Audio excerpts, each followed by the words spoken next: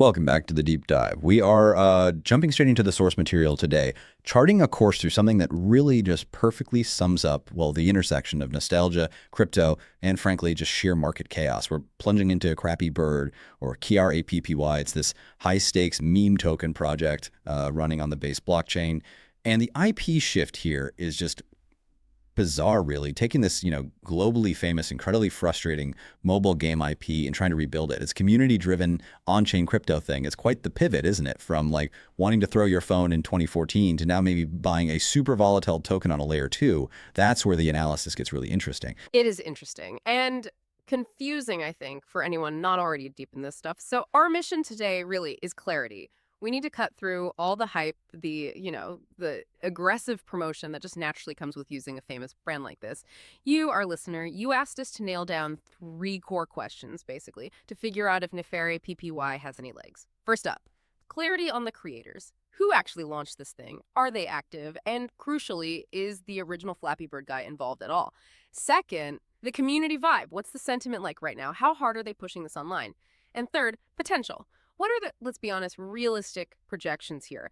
Given that this is, the wild west of meme coins, super high risk, super volatile. Okay, so we've dug through the project docs, the overviews, sentiment analysis, looked at the engagement numbers, mapped out the tokenomics, which are kind of interesting, and maybe most importantly, we reviewed public statements from the original creator of Flappy Bird himself. It's a fascinating mix, contradictory, definitely risky, a real case study in viral fame meets DeFi.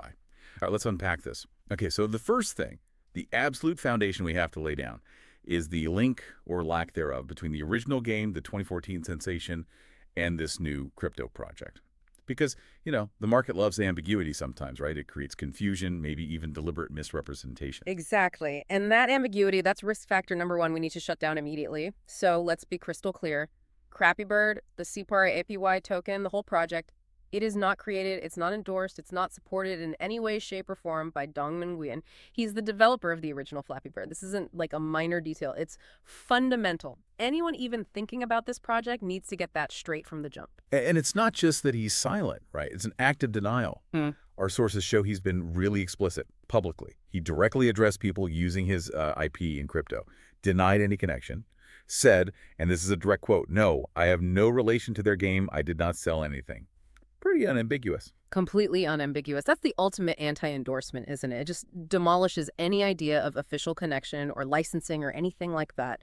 And what's more, he's apparently expressed a general dislike for his IP being used in crypto projects, period. So this entire TRRPA thing is operating under this cloud. It's using a famous look and feel, sure, but with zero blessing and actually against the wishes of the guy who made the original. Okay, that immediately raises a huge red flag. Huh. So we know who isn't involved. If the original creator is actively against it, then who are the people who built and launched this? Who's pulling the strings? Right. So the project was put out by a completely new team, an anonymous development team. They call themselves collectively the Crappy Team. We're not looking at a traditional company structure here, with a CEO and a public face. It's different. And when we say anonymous, Yeah. what does that actually mean in this context? Does it mean literally no one knows who they are? It means they aren't officially doxed, right? Yeah. Doxing being, revealing the real world identities of people online. The Crappy Team hasn't publicly put out names, backgrounds, business links for its core members. Now, this is super common in the meme coin world, almost standard practice sometimes, but it comes with some serious implications. So, okay, not docs. Do we know anything about their setup, their structure? Well, the documentation we looked at describes the Crappy Team as, quote, community-led and backed by developers and influencers who are already kind of known figures within the base crypto ecosystem. So what that tells us is they have connections. They have network capital, right? They know people who can help launch and market this thing. But there's zero public accountability attached to a real identity. And critically, we found absolutely no evidence, none, of any sort of high-profile, publicly known figures being directly involved in leading or developing this game. It really is just an anonymous group using a very recognizable but totally unauthorized look. Anonymous team, unauthorized IP. Okay. But are they like ghosts or are they active? Because anonymous doesn't always mean inactive, does it? Oh, they're extremely active, very active. They maintain a really strong, responsive presence on their socials. Telegram, X, you name it. And this active involvement, it's deliberate strategy. It helps build confidence, at least in the short term, among investors.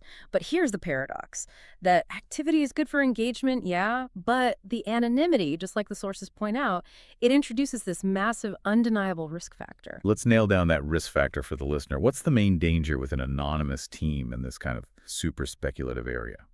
Well, the risk is really twofold. It centers on, one, sustainability, and two, the potential for what everyone in crypto fears, a rug pull. Where the anonymous devs just suddenly drain all the money out of the project's liquidity pool, literally pulling the financial rug out from under everyone and vanish with the funds. Because they're not doxxed, there's no real way to go after them legally or reputationally in the real world. So if you're investing, you're basically forced to rely purely on the project's momentum, the code itself maybe, but not on the reputation or the professional commitment of the actual builders. It's a fundamental tension, isn't it? The whole thing runs on community trust and energy, but that community has absolutely zero guarantee that the founders are sticking around for the long haul. Exactly. And the fact that it's on the Base chain, which, is a layer 2 built on Ethereum, backed by Coinbase, that kind of amplifies things. Base is great. It offers high speed, super low transaction fees, fantastic benefits. But because of that, it's also become this really fertile ground for exactly these kinds of speculative, high-risk projects. It makes launching them cheap and fast. So the ecosystem itself kind of encourages these rapid deployments, which often plays right into the hands of anonymous, quick-to-market teams like the Crappy team. Okay, so let's summarize this first big question then. Who's the creator? Are they involved? The original creator, Donghan Nguyen, actively not involved, publicly against it, the actual creators. An anonymous but very, very active group, the Crappy team. They're driving the bus right now, but staying completely in the shadows, which just bakes in a huge amount of systemic risk from the get-go. All right, so we've got that foundational risk layer, anonymous, unauthorized team. But as we know in crypto, sometimes risk can just get steamrolled by sheer community momentum, right? So let's shift gears. Let's look at the energy the community is putting in, maybe trying to overcome that initial doubt. This is where it gets really interesting, I think. We need to understand the vibe, the sentiment now, and just how aggressively this thing is being pushed online. Yeah, and the sources definitely paint a picture of extraordinary community energy here. The sentiment around Crappy Bird seems pretty uniformly positive, almost frenetic sometimes. It's marked by really strong, constant engagement everywhere you look. X, Telegram, various Base ecosystem forums. The viral buzz they've managed to generate, despite, the shaky foundation we just talked about, it's actually quite impressive, hard to ignore. And there's data to back that up, Brett. It's not just feelings. It trends frequently within the Base chain meme world, so it's visible. And more concretely, the project apparently has over 5,000 holders now. That number, 5,000. What does that actually tell us? In the context of Base, is that a lot? A little. 5,000 is actually a pretty significant milestone for this kind of project, especially on a newer chain like Base. In the meme coin world, where things can flare up and die down so fast, hitting 5,000 unique wallets holding your token signals a couple of really important things. First, it suggests a decent amount of decentralization in who holds the tokens. Sure, there might still be big whale wallets, but having that many holders spreads things out a bit. It makes the market slightly less vulnerable to just one or two big players deciding to dump. Second, and maybe even more important psychologically, 5,000 holders acts as a kind of threshold. It signals viability to the wider market. It suggests the project's moved beyond just the founders and their buddies. It attracts more speculative interest because it looks like it has staying power, at least for now. Cool. It forms a pretty deep active user base, which is basically the community's backbone. And that perception, that viability, it feels very engineered. It doesn't sound like this just happened organically. This level of community buzz seems built on a really aggressive, almost professional marketing strategy. Oh, absolutely. They definitely didn't just sit back and wait for word of mouth. They've run a highly engineered promotional blitz. The sources confirm Crappy Bird is being pushed hard by various KOLs, key opinion leaders. Okay, quick definition for listeners maybe not deep in the crypto marketing weeds. KOLs. Sure. Key opinion leaders. Basically influencers. People who've built up large followings, supposedly trusted audiences within the crypto trading community. Paying these KOLs to talk about your project gives you two things. One, instant broad reach across crypto, Twitter, Telegram, etc. And two, and this is maybe the more controversial part, it gives a quick hit of perceived legitimacy. Because, hey, this familiar face in the crypto space is promoting it, so maybe it's been vetted, right? Or at least that's the impression it gives. Wait a second, though. If the core team is anonymous, right?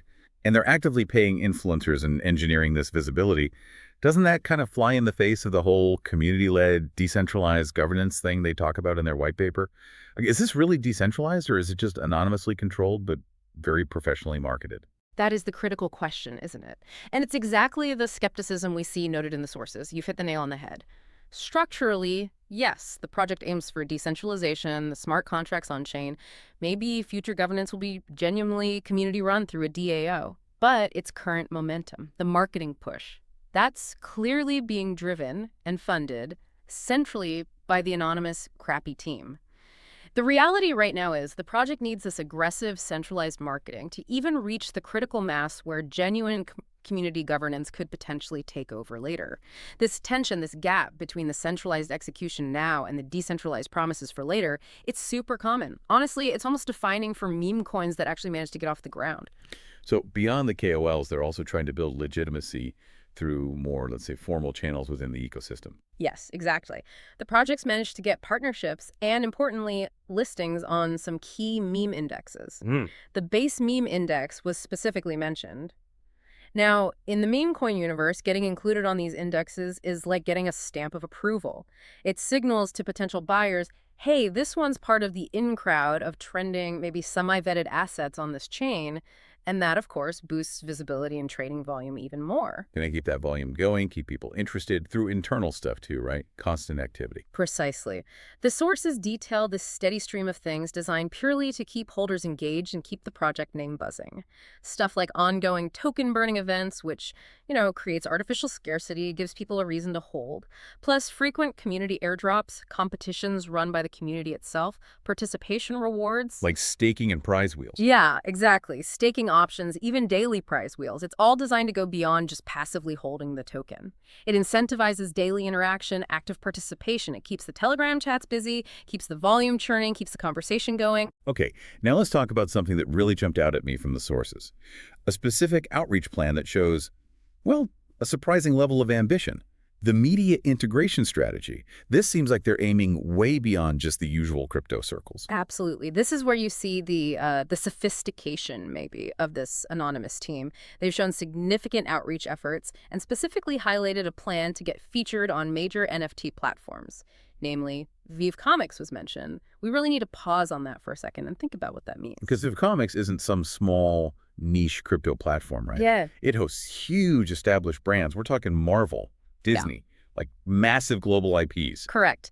The fact that the crappy team is even trying to position their high-risk, remember, unauthorized meme coin project in the same conversation as some of the world's most valuable, heavily protected intellectual property is kind of astounding. It suggests they're trying to bridge this gap, maybe blur the lines between the super volatile, speculative crypto world and the much more established, high-end, licensed digital collectible market. What are the potential upsides and, I guess, the massive downsides of trying something like that? Well, the upside, the reward. It's huge potential, right? You could onboard a whole new type of user, people familiar with buying blue chip digital collectibles from big brands, but maybe totally new to the base chain or meme coins in general. It tries to make Atrieki Yaoi look less like just a gamble and more like an emerging digital collectible brand itself. But the risk is substantial. Trying to associate a high volatility meme coin, especially one using unauthorized IP, with platforms hosting Disney and Marvel, that creates potentially massive regulatory and legal headaches for the project, obviously, but maybe even for the platforms themselves if they were to allow it. It's an incredibly bold, maybe even reckless maneuver. So, okay, the overall vibe is super energetic, lots of hype, lots of activity, but we have to add that caveat back in, right? Yes, absolutely. While the dominant mood is definitely enthusiastic, fueled by memes and dreams of big gains, the documents do confirm it's not totally uniform.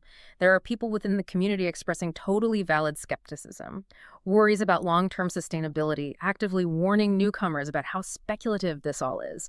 They're trying to push back against the get-rich-quick mentality, trying to have a more sober conversation about whether meme coins like this can actually last. Right. So answering our second question then, is it being promoted actively? Yes. Incredibly actively. Aggressively engineered promotion, KOLs, ambitious plans like V, and the sentiment.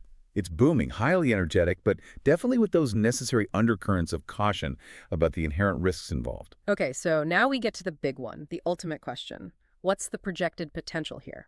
If we tie together that community energy, that marketing muscle, with the actual mechanics of the project, Well, its success really boils down to whether it can sustain adoption.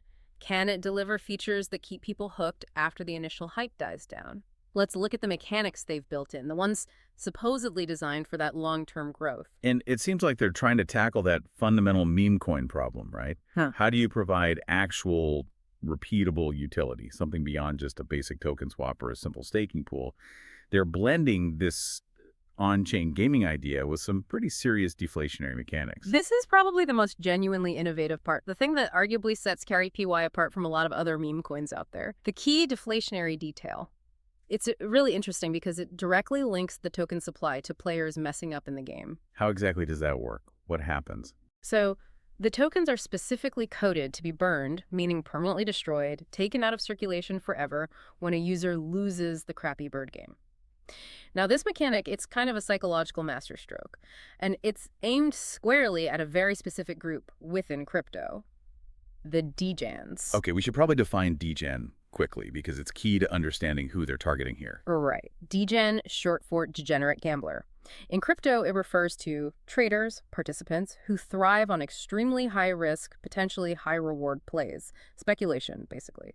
They're often comfortable with taking losses, seeing it as just the cost of chasing those massive quick gains. So by linking token burning directly to losing the game, the project creates this kind of closed loop. The volatility, the high-risk attempts at playing the game, they actually end up benefiting everyone else who holds the token by reducing the total supply, creating scarcity over time. So wait, every time someone crashes their bird, the remaining tokens theoretically become slightly more valuable? That's actually quite clever. It takes the core frustration of the original game, the thing that made it viral, and flips it into a deflationary engine for the token. It monetizes failure. Precisely. It turns individual loss into a potential communal gain. And that novelty, that twist, is a big reason why the project's getting noticed as, quote, innovative within the meme coin space. Now, beyond just the burning mechanic, they've also got standard stuff like staking features. But crucially, they also talk about planned utility expansions, more games, more features within their ecosystem.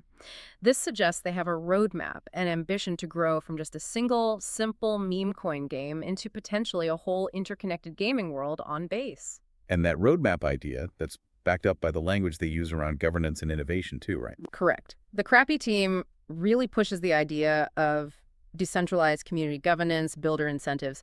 And they frame this not just as, standard crypto buzzwords, but as the essential way they're going to foster long-term growth by trying to get the community to actively build on the Raggle API-Y platform, maybe new games using the token, new tools, whatever they're essentially trying to outsource the future development burden, which, let's face it, is pretty vital given that the core team itself is anonymous, as we covered back in Section 1. It's an attempt to pivot from being a product made by the anonymous team to becoming a platform used by the community. That's the narrative, absolutely. And the industry, or at least parts of it on Base, seems to acknowledge the novelty of the mechanics. Our sources specifically mention it being recognized as innovative for how smoothly it integrates the game mechanics fully on-chain. This kind of split personality being an innovative tech demo on one hand, while using this deliberately, crappy, unauthorized version of a classic game on the other. That's what gives it this weird appeal. It hits both the crypto gamblers, the Degens, and also this emerging niche of people interested in actual on-chain gaming. Okay, let's get concrete then. The bull case. If everything goes right, what does that look like?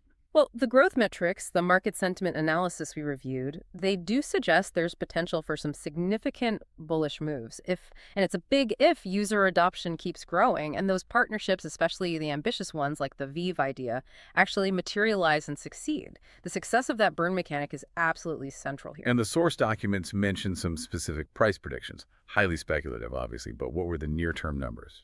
Yeah, very speculative.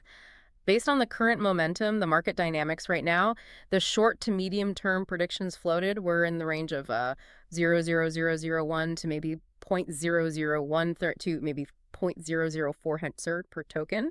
That kind of reflects the immediate potential if it keeps trending on Base and doesn't hit any major roadblocks soon. And the really ambitious long-term stuff, like moonshot scenarios. Right. The projections looking out towards, say, 2030 or beyond, assuming everything goes perfectly, development continues, we get a massive crypto bull run globally. Some projections went as high as 0.001 to $0.02 per token. Now, this is exactly the kind of potential upside that lures in the Deacon crowd, right? But we have to hammer this home. These are purely theoretical. They depend on hitting every single success metric perfectly over like 6 to 10 years. You have to view numbers like that with extreme skepticism. Extreme skepticism. Which leads us perfectly into the essential risks.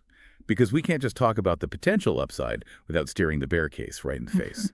And let's be honest, in this sector, the bear case is often the more likely outcome. Absolutely essential. The overall risk summary here, it's systemic and it's massive. The number one concern always is just the inherent volatility of meme tokens. They can rocket up on pure hype and they can crash even faster when that hype moves elsewhere. Our sources laid out several specific criticisms that really highlight how fragile Shekimai might be long term. First one being just the sheer number of other meme coins out there, Yes. especially on Base. Oversaturation. Exactly. Base chain right now is a meme coin battlefield. It's crazy. You're seeing hundreds of these things launching seemingly every week because the fees are so low, the market is incredibly crowded. Just holding on to attention is the name of the game for survival. So the big question for Chakima KY is it's game mechanic. Is that genuinely sticky enough? Can it keep people interested when they could just jump ship tomorrow to the next dog coin, frog coin, whatever coin promises 100x returns? If it loses that cultural momentum, that buzz recovery is probably impossible. Okay. And second risk, that lingering question about real utility beyond just speculating on the price. Yeah. They have the token burn mechanic, which is novel, sure. But if the staking rewards aren't great, or if those promised extra games and features either don't materialize or just aren't very good, if they fail to get real user traction, then the project pretty much just defaults back to being a purely speculative asset with a gimmick. And if those core features underdeliver, or even if community interest just naturally fades because people get bored or the market turns bearish, that momentum can vanish overnight. And there aren't many strong structural supports to stop a really fast, really deep price crash. And finally, we circle back to the biggest risk of all, the one we started with. The anonymous team. That fact, combined with all the regulatory uncertainties around using unauthorized IP and just the general sustainability questions hanging over all these high volatility assets, it means the whole thing is fundamentally unavoidably high risk. The summary is pretty blunt. Extreme volatility, the risk of losing community interest because the market's flooded, and the ever-present danger of a sudden collapse. It means the potential for losing your entire investment is very, very real. So essentially, the project's high potential, that innovative spark, it's completely tied up with its equally high structural risk. The fascinating experiment in game mechanics on the blockchain, definitely. But it's an experiment built on pretty shaky foundations. Anonymous founders and aggressive, potentially fleeting market hype. Hashtag tag outro. So what does this all boil down to for you, the listener? We've taken this deep dive, tried to be impartial, looked at the mechanics, the marketing, the whole Crappy Bird phenomenon on Base. Let's just quickly synthesize our findings against those core questions you want answered. First, the creators. Who's behind it? Well, we've got this anonymous, very active, crappy team driving everything. Meanwhile, the guy who actually created the original game IP, he's actively denying any involvement and seems pretty opposed to the whole thing. So high activity, but also high risk because of that anonymity and lack of authorization. Second, the community engine. Is it strong? Is it promoted? Oh yeah, it's booming. Over 5,000 holders, really aggressive, sophisticated promotion KOLs, those surprising outreach plans like talking about Vive Comics. The immediate energy, the online buzz, it's undeniable right now. The community is absolutely the central force keeping the hype alive, even with those underlying risks. And third, the potential. What's the upside? Well, thanks to those genuinely clever deflationary tokenomics burning tokens when players lose, appealing right to that Dujin market and the fact it's seen as kind of innovative for on-chain gaming, yeah, the project does point towards high potential. You see those highly speculative long-term price targets. But, and it's a huge but, that upside is constantly shadowed by just massive systemic volatility and the risks baked in by the anonymous team and the whole meme coin sector. Right, so we've tackled those 3 questions. Creators, anonymous but active. Community, the main engine, very energized. Potential, tied completely to delivering on innovation in a super high-risk environment, especially on a chain like Base. And this brings us to maybe a final provocative thought for you to chew on as you process all this. It's a real contradiction, isn't it? The project heavily promotes this idea of decentralized governance, of community control being the key to long-term success, building a platform that the users sustain. But to even get to the scale where that might be possible, right now it's completely reliant on that anonymous, central, crappy team to execute the immersive marketing push development and basically keep the initial momentum from dying out. That transition, That's everything in this kind of project, isn't it? The really critical question becomes, how quickly and how effectively can this thing actually shift from being driven by the anonymous founders to being truly sustained by the community, by those decentralized incentives they talk about, before the inevitable market volatility kicks in hard and just erodes the faith needed for that transition even to happen. That's the razor's edge this whole experiment is walking right now. So, as always, we encourage you, keep learning, keep asking the tough questions, and make informed choices based on the kind of detailed analysis we've tried to provide here. Thanks for diving deep with us today. We'll see you next time.